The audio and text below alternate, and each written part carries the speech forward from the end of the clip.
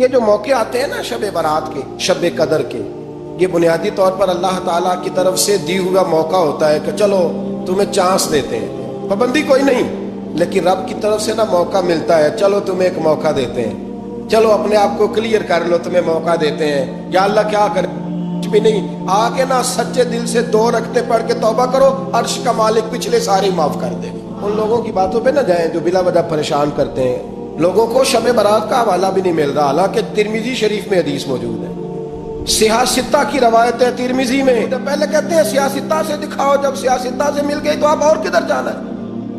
اور ابن ماجہ میں موجود ہے مولا علی کی روایت، اور ذرا ترتیب دیکھیے گا، یہ ترمذی کی حدیث ہے، امام ترمذی نے تو پورا باب باندھا ہے 15ویں شعبان پر، پورا باب۔ اب تمہاری مرضی ہے اگر تم نہیں بات کو سمجھنا چاہتے، لیکن میں نے پہلے بھی کہا تھا، پھر کہتا ہوں، اگر ہمیں کوئی شخص کہتا ہے کہ شب برات کو اٹھ کے نفل نہ پڑھو، تو بھائی نفل ہم نے پڑھنے اللہ کی رضا کے لیے، ہمیں کسی بندے سے ڈگری لینے کی ضرورت نہیں، نہ تو ہمارے اور رب کے درمیان معاذ اللہ کوئی وسیلہ ہے کہ تو کہے گا تو پڑھیں گے، جب دل کرے گا پڑھیں گے، اور جتنے دل کرے گا پڑھیں گے۔ ہم تو نفل کہہ رہے ہیں اس کو، ہم نے کب کہا ہے ضروری ہے؟ جو عشاء پڑھ کے سو جائے فجر تک سویا رہے، ہم اس کو گناہ گار نہیں کہہ رہے، لیکن یہ ضرور کہیں گے کہ گولڈن چانس مس کر دیا اس نے چانس مس کیا ہے، یہ تو اللہ کی رحمت کا موقع تھا۔ حضرت سیدہ عائشہ صدیقہ رضی اللہ تعالی عنہا ارشاد فرماتی ہیں کہ شعبان کی 15ویں رات تھی، یعنی شب برات کی رات، فرماتی ہیں شعبان کی 15ویں رات تھی، میں نے اچانک نظر ڈالی تو حضور میرے بستر میں تھے، پھر میری نظر پڑی تو حضور نہیں تھے، میرے دل میں گمان آیا، خیال آیا کہ شاید کسی اور زوجہ کی طرف حضور کا میلانے تباہ ہو گیا ہو، وہاں تشریف لے گئے ہوں۔ فرماتی میں اٹھی باہر گئی تو نبی کریم علیہ السلام جنت البقیع میں تھے، قریب ایک جگہ پہ حضور دعائیں مانگ رہے تھے۔ فرماتے میں گیا تو حضور فرمانے لگے، ابو بکر کی بیٹی تو نے کیا گمان کیا کہ اللہ کا رسول تیری حق تلفی کرے گا؟ عرض کی حضور آپ مالک ہیں، کہیں اور جانا چاہیں تو میری طرف سے پابندی نہیں۔ کہتی ہے وہاں کھڑے کھڑے میرے رسول کریم نے بیان فرمایا، یہ ترمذی کے لفظ ہیں، حضور نے فرمایا عائشہ یہ شعبان کی 15ویں رات ہے، مدینے میں سب سے زیادہ بکریاں بنو کلب کا قبیلہ پالتا تھا، فرمایا آج کی رات بنو کلب کے قبیلے کی بکریوں کی تعداد کے مطابق اللہ میری امت کے لوگوں کی بخشی فرما دے گا۔ یہ وہ رات ہے۔ جناب عائشہ صدیقہ رضی اللہ تعالیٰ عنہ نے بات رات کو سنی تنہائی میں، نبی پاک سے رات کو تنہائی میں حضور سے سنی، سویرے جناب عائشہ نے کل امت کو بتائی۔ اگر یہ بات اہمیت والی نہ ہوتی تو بی بی صاحب آگے روایت کرتی، یہ کتابوں میں آتی، یہ لوگوں کو بتاتی۔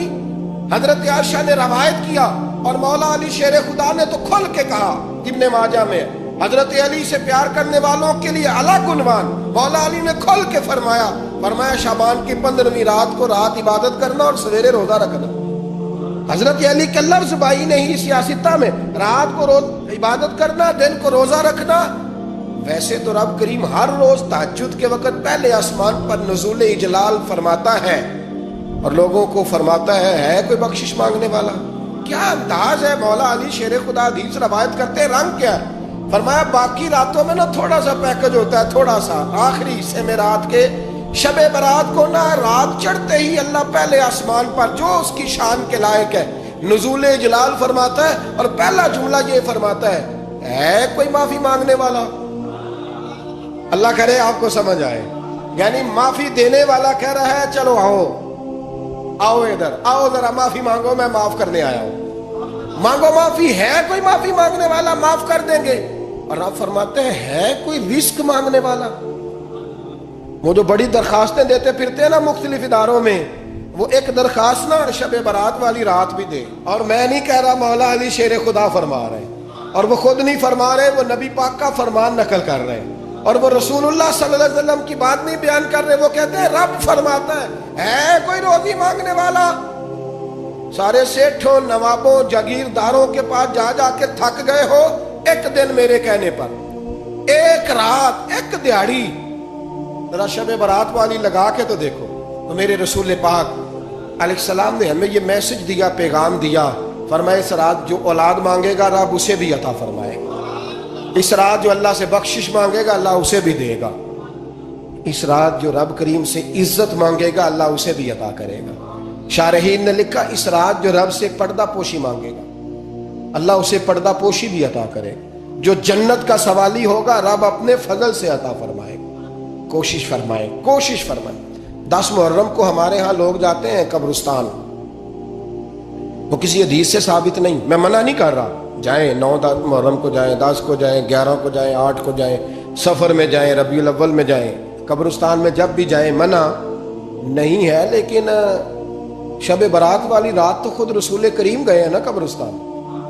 اب جو بات میں نے سمجھانی ہے اس کو سمجھیں. نبی پاک کی والدہ کا مزار نہیں ہے وہاں جنت البقیع میں. حضور کے کو بھائی بہن, حضور کیا کرنے گئے؟ امت کی بخشش کے لیے گئے. شب برات کی رات لالچی نہ بنے کہ صرف میں نے اپنے لیے روزی مانگنی ہے. کل امت کے لیے مانگے رب کریم سے, مانگے اپنے بھائی کے لیے, مانگے اپنی بہن کے لیے, مانگے اپنے بیٹے کے لیے, مانگے اپنی بیٹی کے لیے, مانگے اللہ کریم. یہ مانگنے کی رات ہے. پچھلی راتی رحمت رب دی کرے بلند آوازہ, بخشش منگن وارے کارن کھلا جے دروازہ. آئیں اللہ کی بارگاہ میں اس رات کو کھل کے دعا مانگے,